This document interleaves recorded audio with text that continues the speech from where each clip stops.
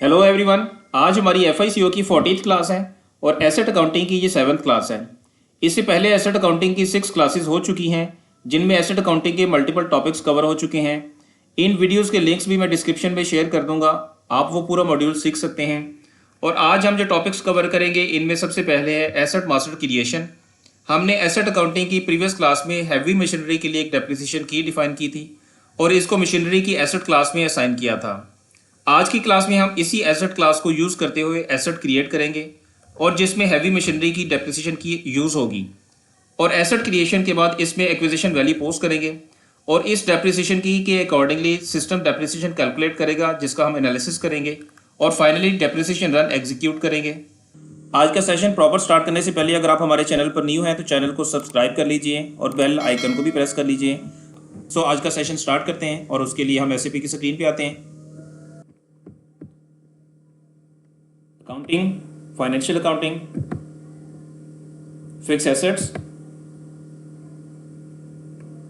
Asset create, AS01। Asset master creation के लिए हम यहाँ पे AS01 के टी कोड में आएंगे। यहाँ सबसे पहले कंपनी कोड सेलेक्ट करेंगे और यहाँ से एसेट क्लास सेलेक्ट करेंगे।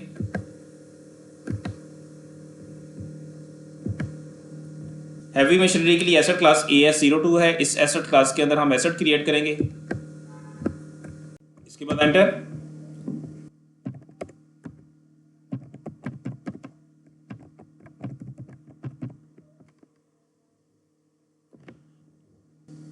इसके बाद डेप्रिसिएशन एरिया में आएंगे और यहाँ पे डेप्रिसिएशन की UT01 है जो कि इस एसेट क्लास के साथ हमने असाइन की थी। ये UT01 की डेप्रिसिएशन की हमने लास्ट क्लास में क्रिएट की थी और इसके अंदर डेप्रिसिएशन परसेंटेज 5% लगाई थी। अब इसके बाद यूजफुल लाइफ में सपोज हम 20 ईयर्स ऐड करते हैं और यहाँ पे ऑर्डिनरी डेप्रिसिएशन स्टार्ट इसकी 1 मई से हम लेते हैं। एंटर और इसके बाद सेव करेंगे। अब ये एसेट क्रिएट हो चुका है जो कि आज के सेशन का फर्स्ट स्टेप है। इसके बाद इसी एसेट के अंदर हम एक्विजिशन वैल्यू पोस्ट करेंगे। उसके लिए हम यहां से एक स्टेप बैक आते हैं और पोस्टिंग में आएंगे, एक्विजिशन, एक्सटर्नल एक्विजिशन और F-90 पे आएंगे। यहां पे हम 1 मई में एक्विजिशन वैल्यू पोस्ट करते हैं।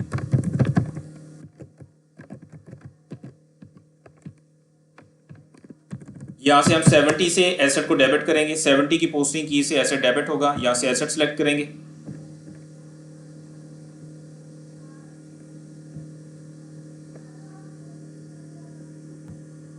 AS02 हैवी मशीनरी ये हमारा एसेट है, इसको सिलेक्ट करेंगे और इसके बाद ट्रांजैक्शन टाइप 100 आएगी एक्सटर्नल एसेट एक्विजिशन के लिए। इसको सिलेक्ट करेंगे और एंटर। अब यहाँ पे हम वैल्यू 100,000 लेते हैं।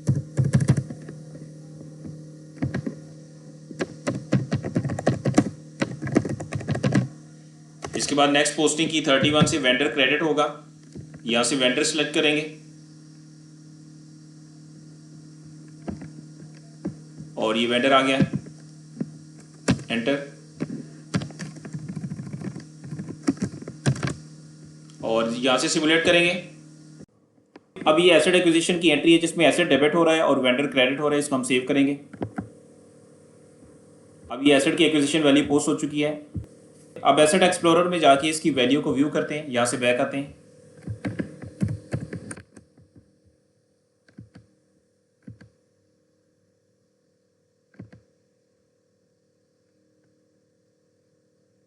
AW01N।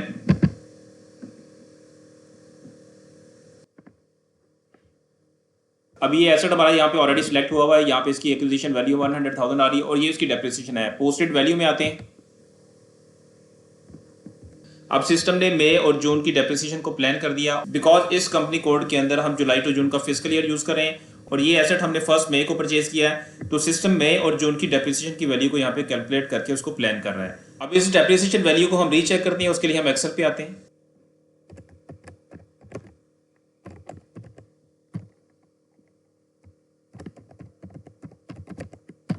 और उसके बाद परसेंटेज डेप्रिसिएशन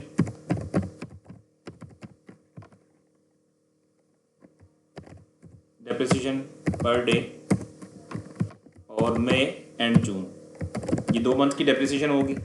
एक्विजिशन 100,000, परसेंटेज 5%, और डेप्रिसिएशन इसकी अमाउंट कितनी बनती है 5% multiply 100,000 is equal to this. ये पूरे साल की डेप्रिसिएशन है, इसको हम पर डे पे लेके आते हैं और ये पर डे की डेप्रिसिएशन आ गई। मई में 31 डेज होंगे तो this value multiply by 31 and this value multiply by this value.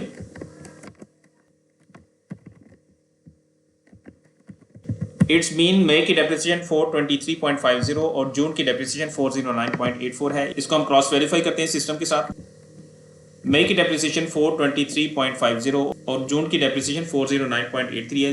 अब ये वही डेप्रिसिएशन है जिसको हमने कैलकुलेशन करके चेक कर लिया है। इट्स मीन के 5% की डेप्रिसिएशन की जो हमने इस एसेट क्लास के अंदर असाइन की थी, उसके अकॉर्डिंगली सिस्टम ने इसकी डेप्रिसिएशन को करेक्ट कैलकुलेट किया है और यहाँ से आप डेप्रिसिएशन की देख सकते हैं। UT01 5% depreciation on heavy machinery. आज की क्लास का सेकंड स्टेप भी हम परफॉर्म कर चुके हैं। इसके बाद फाइनल स्टेप है जिसमें हम डेप्रिसिएशन रन को एग्जीक्यूट करेंगे। यहाँ से बैक आते हैं और डेप्रिसिएशन रन के लिए पीरियोडिक प्रोसेसिंग में आएंगे और डेप्रिसिएशन रन और इसको एग्जीक्यूट करेंगे। यहाँ से हम डेप्रिसिएशन रन एग्जीक्यूट करेंगे। अब सपोज हम 11th पीरियड का डेप्रिसिएशन रन एग्जीक्यूट करेंगे। हम यहाँ पे एक नया सेशन ओपन करके एसेट की वैल्यू को व्यू करते हैं। AW01N ये हमारा एसेट आ रहा है और इसमें ये पोस्टेड वैल्यू के अंदर आते हैं। अब ये मई और जून के मंथ्स की डेप्रिसिएशन प्लान हुई हुई है, तो अब 11th पीरियड की डेप्रिसिएशन रन एग्जीक्यूट करेंगे और इसमें यहाँ पे हमने पीरियड सेलेक्ट कर लिया, फिस्कल ईयर आ गया, कंपनी कोड। इसके बाद टेस्ट रन पे इसको एग्जीक्यूट करते हैं और ये सिस्टम ने डेप्रिसिएशन कैलकुलेट की। इसके बाद बैक आते हैं और टेस्ट रन को अनचेक करेंगे और बैकग्राउंड प्रोसेसिंग में इसको एग्जीक्यूट करेंगे।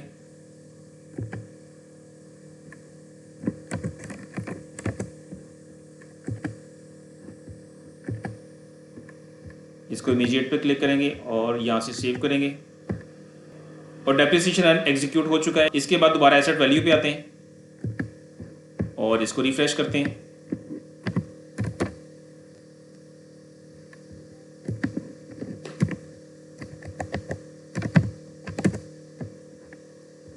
पोस्टेड वैल्यू पे आते हैं और ये देखें 11th पीरियड की डेप्रिसिएशन एग्जीक्यूट हो चुकी है और यहाँ से ये साइन ग्रीन हो चुका है और 12th पीरियड अभी तक येलो आ रहा है। इट्स मीन कि 12th पीरियड की डेप्रिसिएशन जब एग्जीक्यूट होगी तो ये भी ग्रीन हो जाएगा। So this is all about our today's topic. I hope आज का टॉपिक भी आपको कंप्लीटली समझ आ गया होगा। इन केस अगर आपको आज के टॉपिक से कुछ पूछना हो तो आप कमेंट्स पे पूछ सकते हैं। Thank you.